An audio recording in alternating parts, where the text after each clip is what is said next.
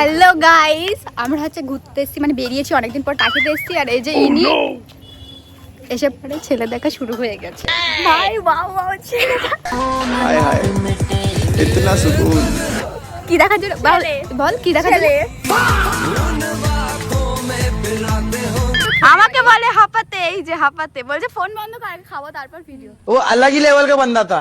আমারে বলছে হাঁপাতে, দু হাত মুখ দিয়ে গপ গপ করে গিলে যাচ্ছে একদম। আর আমারে বলে হাঁপাতে, লজ্জা করে না তো? যে ইক্ষুনি মোমো খেলো, এবারে কোল্ড ড্রিঙ্কস খাচ্ছে, তারপরে শুধু গেলা গেলা, এই শরীরে এত গেলা,